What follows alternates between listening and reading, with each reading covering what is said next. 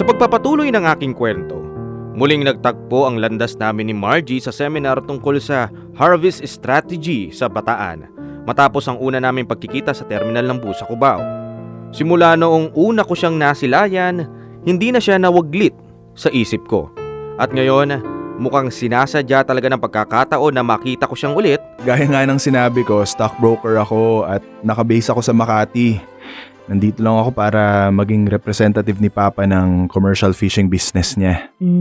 Pero bakit ikaw yung pumunta dito, hindi yung papa mo? Bakit ganyan yung tanong mo? Ayaw mo na ba akong makita? Hala?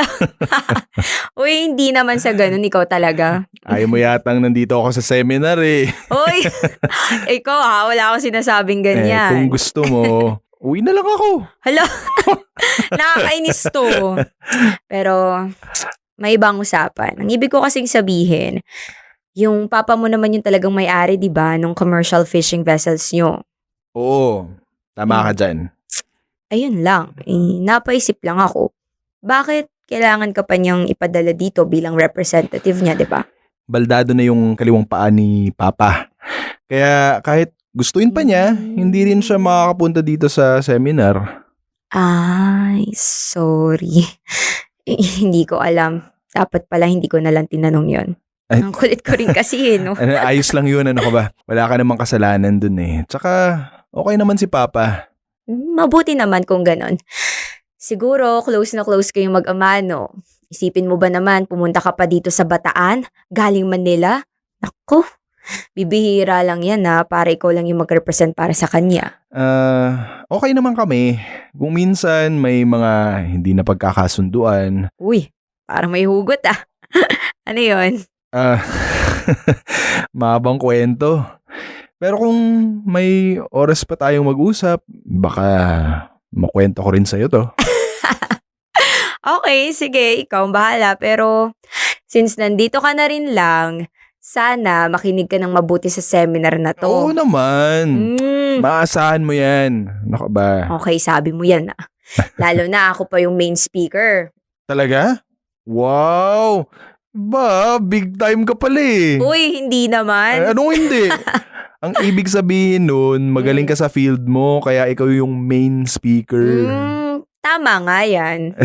Inuto mo na ako.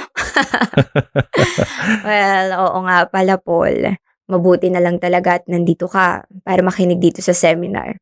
Hindi naman sa pag-aano pero malaking bahagi ng problema sa overfishing at illegal, unreported, and unregulated fishing ang mga commercial fishing vessels. Talaga ba? Wala akong idea na ganito pala ang sitwasyon. Kaya nga dapat kang manatili sa seminar na to para malaman mo kung bakit at kung ano ang mga dapat gawin para masolusyonan ang problemang ito. Ipinakilala ng MC si Margie bilang tagapagsalita ng seminar tungkol sa harvest strategy at isang marine scientist na consultant ng BFAR at volunteer din sa isang NGO na nangangalaga ng yamang dagat sa bansa. Nagsimulang ilahad ni Margie ang tungkol sa Fisheries Management Area o FMA at nahahati sa 12 FMAs ang kapuluan ng Pilipinas at ang Bataan ay kabilang sa FMA 6 na sumasakop din sa hilagang bahagi ng West Philippine Sea. Ayon sa speech ni Margie, hinati sa 12 Fisheries Management Areas ang katubigan ng bansa base sa pagtataya sa mga uri at dami ng isdang nakukuha sa kung saan ang boundary ng mga ito at sa iba pang konsiderasyon para mas mapamahalaan ang mga pangisdaan. Habang nagsasalita si Margie, mas lalo pang natuon ang atensyon ko at mas lalo pa akong humanga sa kanya. Bukod sa maganda siya, matalino pa at may pagpapahalaga sa kalikasan. At dahil dyan, mas gusto ko pa siya lalong makilala. Sa kabuuan po ng mga isdang nahuhuli, particular sa FMA 5 sa West Philippine Sea, 55% po ng mga ito ay mga galunggong. 22% po ang babae o yung lapad. 28% naman po ang lalaki o yung bilugan. At 5% naman po ang may pulang katawan. Pero meron pong problema. Nasa 75% po ng mga nahuhuling galunggong ay immature pa.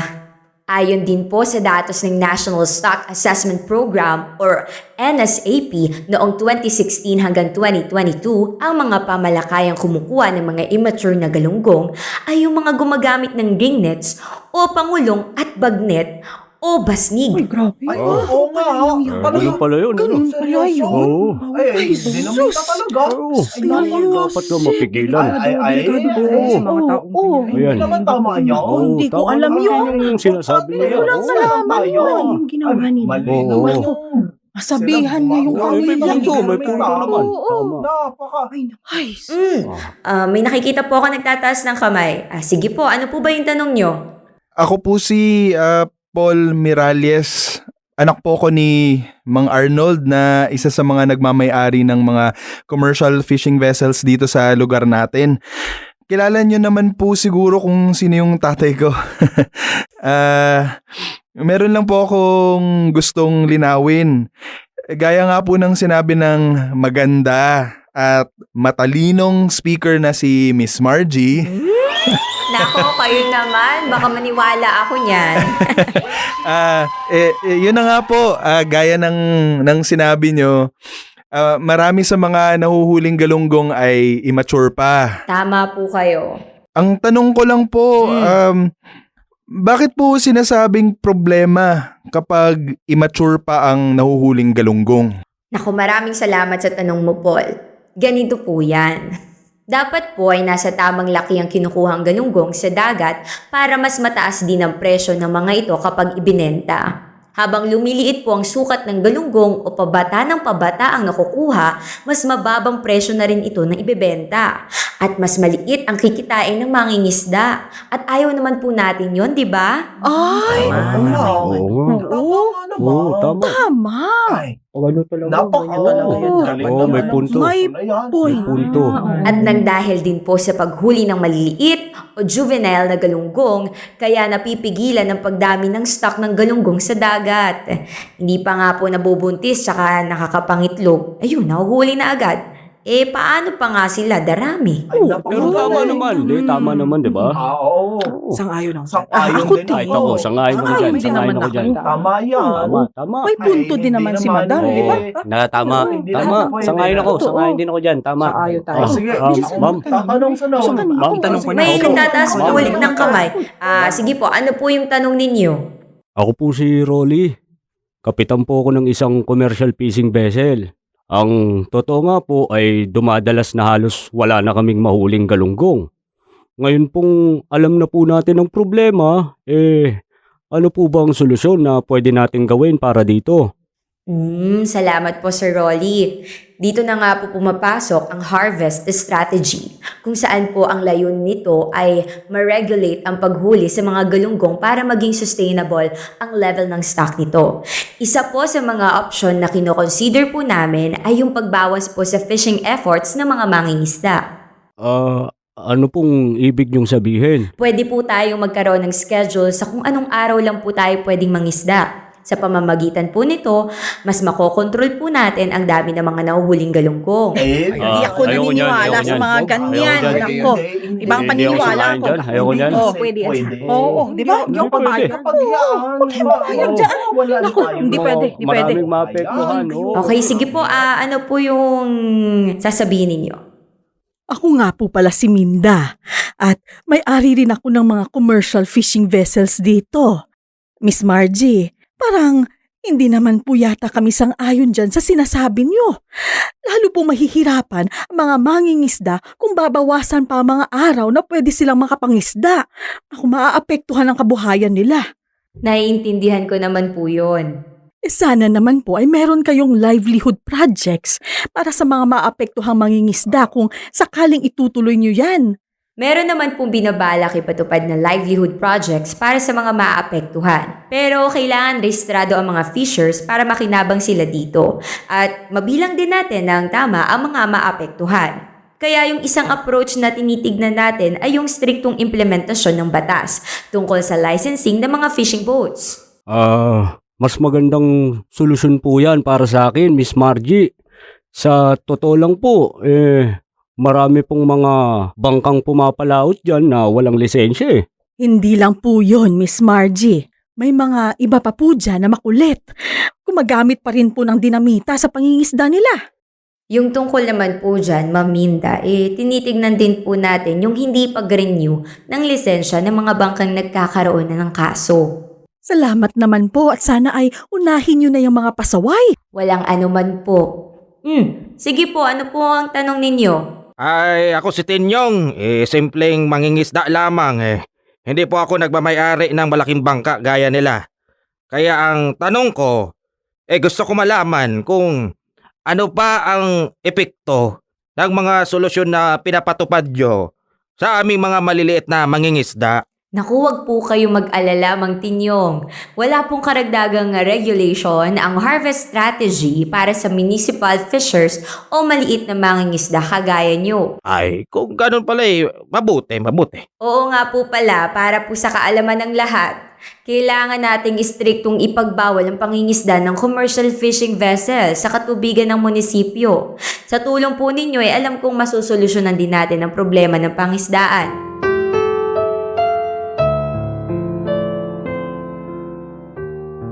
Ipinaliwanag din ni Margie na kailangan ng kooperasyon ng bawat isa para sa pagpapatupad ng harvest strategy. Bukod pa sa suportang maibibigay ng bawat ahensya ng gobyerno sa likaskayang pangingisda at sa pagpapalakas pa ng sanib-puwersang pagpapatupad ng batas.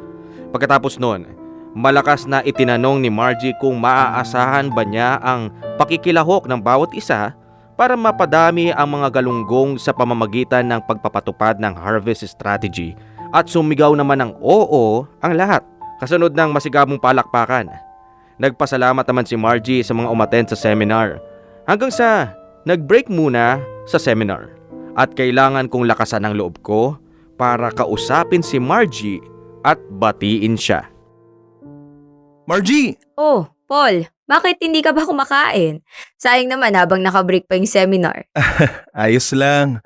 May sapat na oras pa naman tayo gusto lang kitang i-congratulate I-congratulate? Para saan? para sa napakagandang speech na ibinigay mo sa amin dito sa seminar. Ano ka ba? Ginawa ko lang naman yung trabaho ko. Tsaka maliit na bagay lang yun. Para sa akin, hindi lang basta maliit na bagay yun.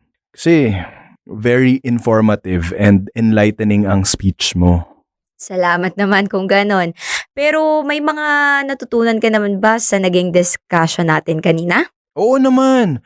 Ngayon ko lang nalaman na ganito na pala kalala ang problema sa pangingisda ng galunggong.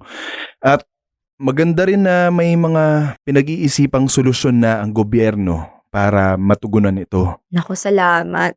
Pero, sorry nga pala. Kanina pinupuri mo ko. Ayun, nagsusorry ka. Ano ba talaga? Hindi kasi, baka na-offend kita kanina sa ginawa ko. Ha? Ikaw talaga, Pulo. Hindi ko alam yung sinasabi mo Sa pagkakatanda ko, wala ka namang ginawang mali sa akin. Yung tanong ko kasi sa'yo kanina, baka kasi ang naisip mo nung ginawa ko yun, sina-challenge kita. Yun ba? Wala lang din naman sa akin yun. Sigurado ka? Oo, ano ka ba? Yan nga yung gusto kong mangyari Talaga? Oo naman. Mas gusto nga namin na tinatanong nyo kami kasi ibig sabihin, interesado kayo sa sinasabi namin. Iniisip ko lang, baka nainis ka sa akin nung mga oras na yun.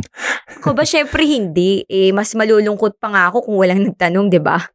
Salamat nga pala sa pag-participate sa seminar na to. Walang anuman yun. Pwede pa ba akong magtanong kahit nakabreak yung seminar? Sure. Ano pa yung tanong mo tungkol sa harvest control strategy? Sa ngayon, hindi tungkol dun yung itatanong ko sa'yo. Ha? Kung ganon, tungkol saan naman yung itatanong mo? May free time ka ba? Gusto sana kitang iyayain na magkape dyan sa coffee shop sa labas ng gymnasium. Yun pala yung itatanong mo sa akin. Kung pwede ka lang. Kung hindi, okay lang naman sa akin. Hindi. Hindi ka pwede. Ang ibig kong sabihin, hindi. Pwede naman ako. Tara. Labas tayo habang naka-break. Magpapaalam lang muna ako sa mga kasamahan ko at saka baka hanapin kasi nila ako. Gustong-gusto ko na rin magkape. Sige. Tara.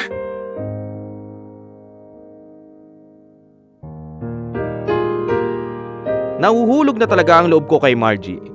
Kaya baka sakali sinimulan ko na ang first move ko para mas lalo kaming maging malapit sa isa't isa. Kumbaga sa pamamangka, naiampas ko na ang unang sagwan sa dagat.